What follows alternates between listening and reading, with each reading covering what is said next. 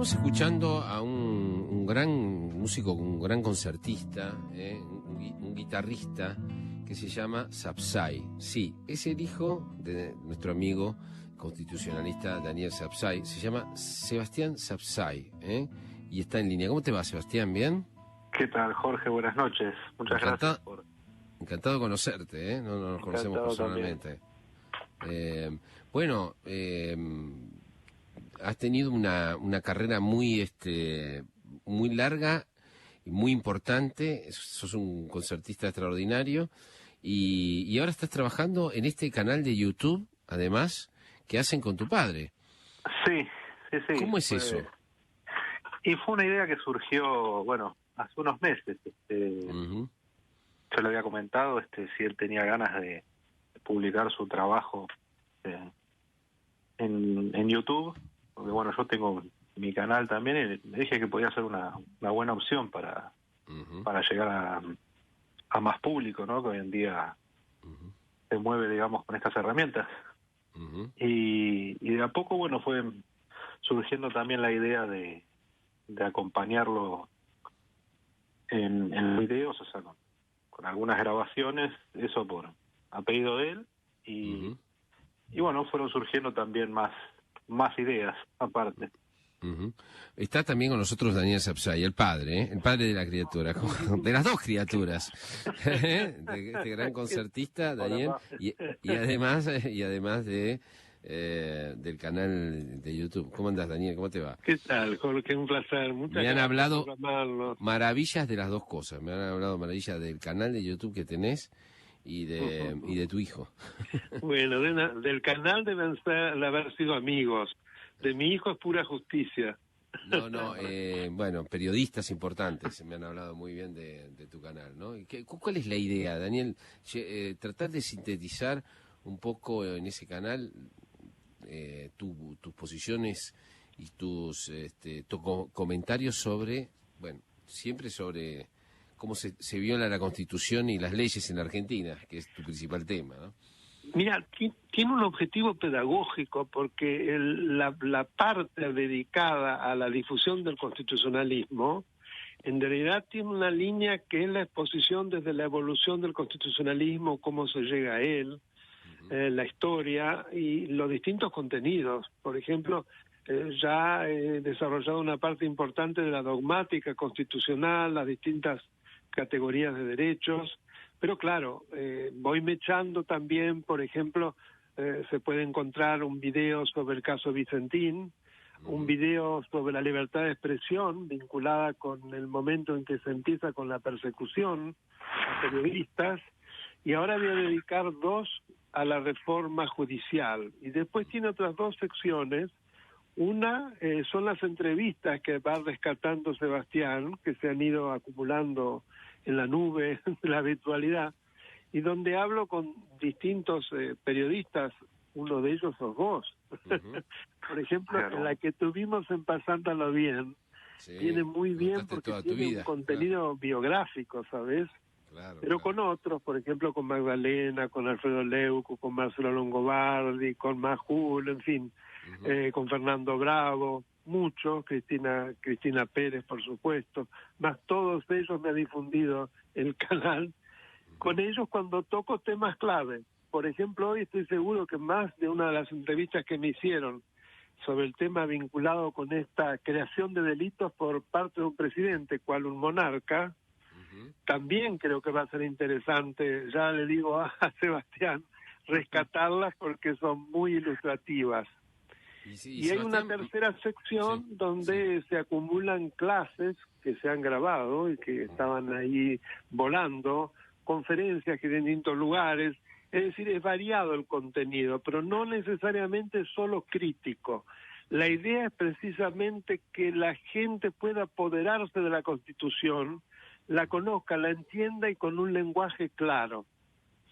Y Sebastián, ¿qué hace? ¿Qué hace exactamente en este canal? Yo me encargo... Sí, no, explícalo vos, Sebastián, por favor. No, yo me encargo de la parte de la edición, y acompañar también con algunas cortinas musicales, grabando, bueno, mis guitarras y algunas que, bueno, ya tenía grabadas. Ahora, lamentablemente, bueno, con esta situación no puedo ir al estudio de grabación, pero bueno, intentando grabar desde casa también.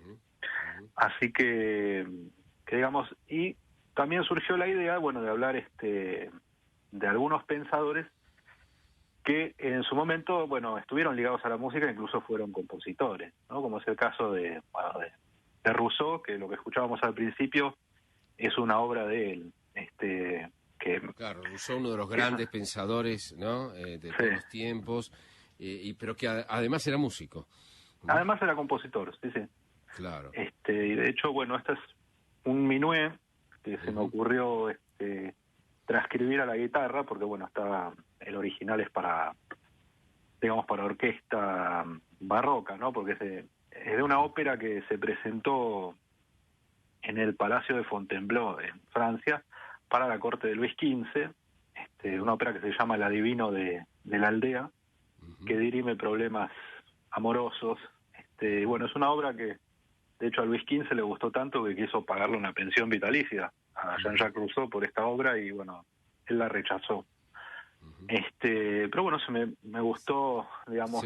Sebastián, vos sí. ¿tuviste algún dilema en la vocación de seguir a tu padre en el mundo de las leyes o seguirlo en el mundo de los deseos culturales y de la música que tanto le gusta? ¿Cómo influyó en vos eso?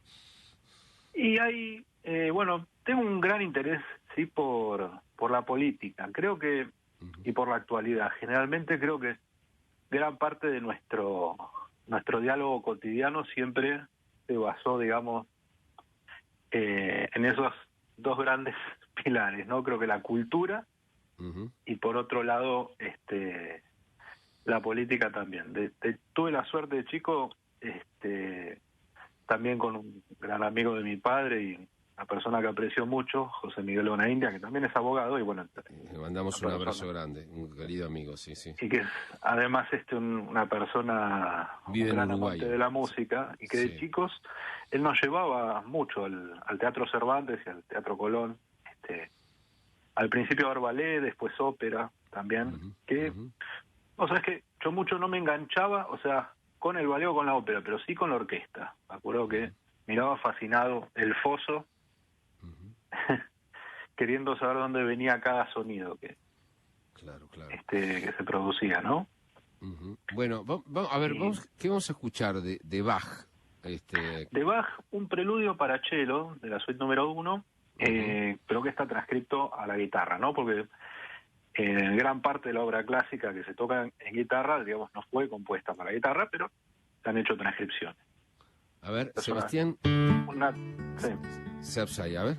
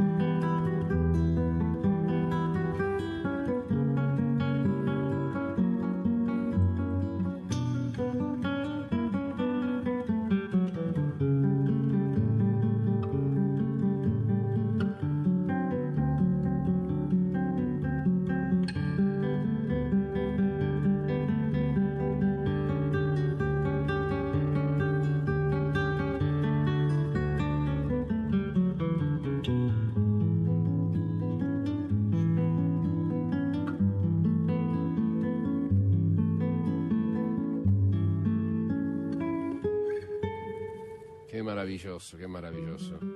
maravilloso realmente.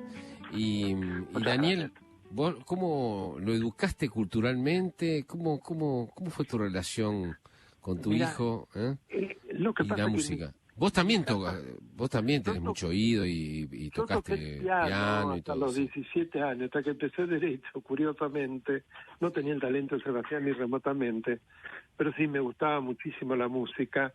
Más mi madre pintora, Sofía Sapsay, que tuvo una relación privilegiada con Sebastián. Vos sabés que durante mucho tiempo Sebastián iba a tocar la guitarra mientras mi madre pintaba. Una relación muy especial Qué que se bárbaro, transmitían de abuela a nieto. Ella lo adoraba, Sebastián, claro. Para ella todo lo que era arte era lo que valía en la vida, lo demás era más bien superfluo. Personaje muy especial, muy adorable. claro. Y evidentemente creo que, ¿no es cierto, Sebastián, influenció muchísimo a tu abuela en toda tu formación artística? Sí, sin duda, es una de las personas que más me alentó a seguir. De hecho, una de las veces en su taller, me acuerdo que se quedó callada un rato escuchándome y me dijo, por favor, nunca dejes de tocar la guitarra. Y bueno, por ahora le estoy haciendo caso. Qué bien, qué bien, qué bien, qué bien. Pero claro, una familia donde lo principal es el arte, lo demás es un poco superfluo, ¿no? Y sin embargo, son uno de los constitucionalistas más importantes de la Argentina, ¿no? Siempre me llama la atención esa paradoja, ¿no? No te olvides que mi padre era un hombre de derecho y de la cultura. O sea, era una combinación extraña en mi familia. Mi abuelo, con quien fue la figura paterna más fuerte, figura, digamos, masculina, más fuerte en mi vida. Vos recordás cuando conversamos que él también era un hombre que tenía una cultura literaria excepcional y me empujó muchísimo él como que presintió que yo iba a ser alguien muy importante. No sé si lo hubiera sido, si él no me hubiera programado. O sea, es que tuvo además la presuntuosidad de decidir mi segundo nombre, Alberto por Einstein. Pues siempre lo contaban en mi familia. Él quiso que me llamara Daniel Alberto por Alberto Einstein. Imagínate. Qué peso. Qué bárbaro. Así que... y esta aventura que están haciendo, cuéntenme, ¿cómo es hacer un canal en YouTube? Bueno, que empiece Sebastián porque él fue el que tuvo la idea. Yo no tengo idea cómo se hace. Él es el artesano que sabe de eso. Lo que digamos, sí es cierto, a mí se me ocurrió combinar con la música. Sí, yo más que nada, bueno, fui agregando música, bueno, a pedido acá de mi viejo, y que bueno, de a poco fue creciendo, ¿no? Que es más o menos de la manera que, digamos, van evolucionando los canales, ¿no? Cuando uno empieza con algo chico, empieza quizás con una sección y de repente se empiezan a agregar más cosas y empiezan a aparecer digamos, cualquiera puede abrir un canal en YouTube, perdón mi ignorancia. Sí, es muy simple. O sea, teniendo una cuenta de Google, ¿no? De Gmail, cualquiera puede entrar. Después, claro, el contenido te lo debo, ¿no? Claro, no cualquiera puede hacerlo interesante, claro. Claro, no, yo tengo mi canal hace unos cuantos años y sí, digamos, me fui tratando de capacitar en lo que hace al contenido, la forma que uno le da, qué títulos se usan, de qué manera escribir una reseña de cada video. Es todo un arte también. Claro. Qué interesante que es muy divertido. Sebastián. Claro, Sebastián, lo que más Sebastián y Daniel, ¿no? Lo que más me impacta, no deja de impactarme, es que sea casi una, a ver cómo lo digo, una subsección de la sección política, el rango violación de las leyes y la Constitución Nacional, ¿no? Es decir, que se haya convertido en una especie de subgénero, digo subgénero no porque esté debajo de los otros géneros, pero como una especie de subgénero periodístico. O sea, hay que consultar permanentemente a gente para preguntar, a especialistas para preguntarle, bueno, ¿esto está bien según la ley o está mal? ¿O esto se viola la Constitución o no se viola? No creo que haya muchos países del mundo, desarrollados por lo menos, donde esté en cuestión casi diariamente el modo en que violamos la ley y la Constitución, ¿no, Daniel? Fíjate qué interesante lo que decís, porque en Estados Unidos es en este momento que surgen los constitucionalistas como los grandes personajes mediáticos a raíz de las pretensiones de Trump, por ejemplo, de postergar el acto electoral, de criticar a los periodistas, de burlarse de la libertad de expresión, de terminar con los tratados internacionales unilateralmente, y transformarse en un violador serial, cosa que no existía ya. Y los grandes constitucionalistas eran grandes profesores, pero no salían en gran medida de su cascarón. O los grandes, digamos, comentaristas que podían escribir grandes artículos, pero no consultados como acá. Pero ahora eso surgió. Fíjate qué curioso. Ante la violación aparecieron entonces los constitucionalistas como personajes también mediáticos. Qué impresionante. Bueno, no puedo sino preguntarte qué es lo que pensás que está sucediendo con tres cosas, Daniel. Y Sebastián, te invito también a que hablemos de política. Esto es hablar de política también, ¿eh? Bueno. ¿Qué pasa con el tema de la Corte? La Corte anunció que va a empezar a contragolpear este jueves. Es un país insólito realmente, ¿no? Eso por un lado. Por otro lado, la reforma judicial que busca impunidad para atrás y para adelante, y después el uso discrecional en el medio de la pandemia y de la cuarentena, ¿no? Bueno, son los dos ejes fundamentales. Si querés, comienza a responderte, Jorge. Lo primero, la Corte Suprema, yo creo que pocas veces una Corte Suprema ha sido manoseada de la manera como está siendo manoseada ahora. Ese consejo, creado por un decreto de necesidad de urgencia inconstitucional, tanto porque viola el artículo 109 que impide la interferencia del Ejecutivo en el judicial, como así también porque entre los miembros de ese consejo hay dos abogados, el abogado de Cristina Kirchner y el abogado de Echegaray, que ya tienen trabados varios recursos extraordinarios en la Corte. Entonces, mientras la Corte tiene que resolver los casos que ellos patrocinan, ellos van a opinar cómo tiene que funcionar la Corte.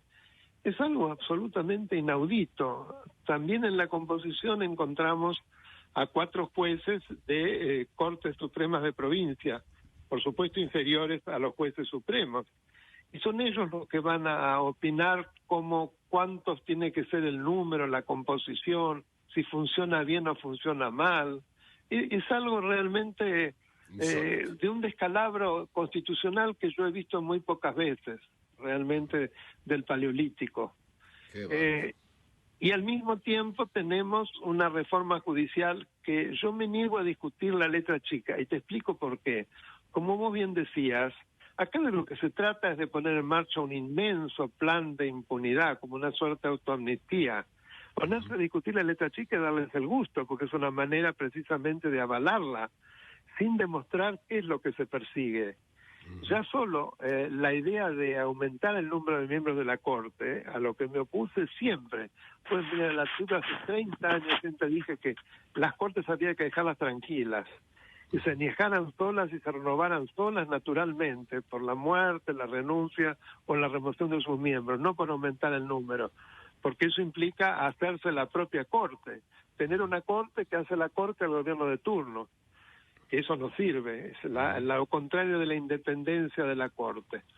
Y ahí además se pretende dividirla en salas, que también es inconstitucional. La Constitución es bien clara cuando habla de una única Corte, no de varias. ¿Pero por qué lo quieren hacer? Porque la pretensión de salas habría una sala penal. No por casualidad, sobre 11 4 penalistas en ese consejo. Esa sala penal entonces decidiría de manera autónoma las cuestiones penales. ¿Cuáles son las cuestiones penales? Las que le importan a Cristina y a sus funcionarios que también están involucrados en procesos por corrupción. Pero claro, eso también es inconstitucional, porque al ser una sola Corte, todos tienen que opinar sobre todos los asuntos, y para que haya una sentencia tiene que haber el voto de la mayoría absoluta de los miembros de la Corte. Pero se intenta, de todas maneras, si podemos, lo metemos. Y eso me parece gravísimo. Y fíjate que hoy, hablando del tercer punto que vos tocás, son pinceladas porque es muy largo, pero el tercer punto, el abuso de la pandemia para ir construyendo un hiperpresidencialismo feroz. presidente comienza con un decreto de necesidad de urgencia ya por marzo, que es el que decreta el ASPO, el aislamiento preventivo social obligatorio, y aquel era constitucional, evidentemente se adaptaba a lo que dice la Constitución, cuando el presidente puede excepcionalmente dictarlo. Pero a partir de allí empezó a dictar decretos de necesidad de urgencia sobre todas las materias, por ejemplo en materia de presupuesto. Ha puesto en cabeza del jefe de gabinete la posibilidad de reasignar todas las partidas del presupuesto, rehacer el presupuesto, es decir, destruir la herramienta de control más importante que tiene el legislativo sobre el presidente. Decreto de necesidad de urgencia sobre locación, sobre contrato de trabajo, sobre intervención de empresas. Y ahora, hoy, creación de delitos. Vos sabés que la materia penal es una de las 4 materias que están expresamente excluidas en la Constitución como objeto de un decreto de necesidad de urgencia. Lo dice claramente el inciso 3 del artículo 99. El principio de legalidad en materia penal es fundamental. Pues bien, nosotros observamos este gigantesco decreto que no solamente posterga la cuarentena, sino que meten al artículo 9 la prohibición de las fiestas sociales y familiares y la violación de la realización de esos eventos como una asimilación con un delito contra la salud. Está contemplado en el artículo 205 del Código Penal, que puede merecer penas hasta de 3 años, no es un chiste. O sea, el presidente está creando una figura penal que la relaciona por analogía, precisamente prohibido la analogía en materia penal, sí, al delito contra la salud. Y entonces, violando el principio de legalidad, violando la no analogía y violando la tipicidad. ¿Qué quiere decir la tipicidad? Que el delito tiene que estar descrito en algo muy corto e indudable. En el calcematare, por ejemplo, caso de homicidio. No una cosa vaga, realizar fiestas familiares. ¿Por qué? Porque esta discrecionalidad da la posibilidad de quien aplique la norma pueda aplicársela a quien quiere, como quiere y cuando quiere. Es decir, bueno, se dan cuenta. Libertad. Se dan cuenta que más allá de que nosotros lo llamemos, el que tenga un canal de YouTube, Daniel Sapsay, es un acontecimiento, ¿no? Porque uno puede entrar permanentemente, consultar los temas que no es que pegan digamos, a la institucionalidad de manera abstracta, sino que nos pegan a todos de manera concreta, porque toda esta reforma judicial, la idea de que la justicia sea manejada por el Poder Ejecutivo es una idea que nos va a afectar a todos, de una manera no es solo sistémica, sino un problema concreto, puntual, ¿no? Y Sebastián, para agregar algo pequeño, sí. Yo creo que no es ninguna conducta nueva tampoco, esta de parte, digamos, en especial de la vicepresidente, ¿no? Que siempre en momentos de catástrofe o digamos, o en los que hubo grandes tragedias en nuestro país, ella se comportó de la misma manera, digamos, siempre como al margen, como si a ella no le incumbiese y además preocupándose, me imagino, sí, de aprovechar el momento, claro. Aprovechar el momento, el estado excepcional. Ocupándose, pensando solo en ella, ¿no? En realidad no. Claro. El resto mucho no le importa. Creo que te quiero hacer con sus hechos, ¿no? Una pregunta, Sebastián. Cuando viste Daniel se enfrentó fuertemente y sufrió. Yo lo sé bien eso, ¿no? ¿Cómo viste ese sufrimiento de tu padre? Sobre todo durante la era kirchnerista, ¿no? La llamada década ganada, entre comillas. Y, digamos, fue bastante preocupante. Y más cuando se meten con tus hijos, en el caso de los míos, y no solo eso, sino que también hemos tenido algunos episodios. Me acuerdo en un restaurante había gente sentada al lado que mientras comíamos nos insultaban o gritaban fuerte, ¿no? Qué bárbaro. Hablaban ¿te acordás, Pa, en Villa Lañata? Sí, cómo no me voy a acordar, perfectamente. Y esa fue la que compartimos otras veces, por suerte te pudiste ahorrar el mal trago. Y delante de nuestros hijos, con chicos, con mi hijo en ese momento, qué bajeza, mi hijo más grande. Qué bajezas. Qué bajezas, qué bajezas. Bueno, nada, se nos fue el tiempo. Nos vamos a ir y nos vamos a ir Una cosita, si me permitís, Jorge, de la relación entre la música, la literatura y el constitucionalismo. Sí, es interesantísimo y que tiene que ver con todo lo que ha investigado Sebastián. También Juan Bautista Alberdi era un gran compositor y Sebastián también va a tocar en un próximo video que lo quieren citar porque no termina de ensayarlo, donde va a haber Minué de Rousseau, de Juan Bautista Alberdi y de Fernando Sor, que es Soto el español, el gran compositor de guitarra y que fue además administrador de Napoleón, es muy interesante. Pero las ideas del constitucionalismo surgían mucho de salones literarios donde iban los músicos, los artistas, se mezclaban. Fue una fragua común. Muy interesante. Por eso no es la casualidad de que Rousseau haya también escrito óperas y ha sido un gran compositor. Es muy interesante como para salir, es el iluminismo, es salir de las tinieblas de la monarquía absoluta, y la luz viene también de la mano del arte, de la música, de la literatura. El derecho y la música, que cruzan esta familia tan particular, tan querida, tan necesaria para los argentinos. Hay un canal de YouTube. Y que va a tener no solamente el canal, sino que también, con la ayuda de, también de Rodi Eidenbaum, estamos preparando un posible, en el momento que se normalice la situación, un espectáculo con... Mira vos, impresionante, impresionante. Impresionante. Bueno, a también, partir de esta noche tenemos que hablar de los Sapsay. De los Sapsay, No, los felicito. Y los Leucos. Los Leucos y ahora están los Sapsay. Nos vamos a ir con La Gota de Agua. Muy conmovedor, pero los invito a tus oyentes a que se suscriban al canal que se llama Daniel Alberto Sapsay en YouTube. Muchas gracias. Absolutamente recomendable. Gracias me has emocionado. Gracias a los dos. Nos vamos con Sebastián. Dale.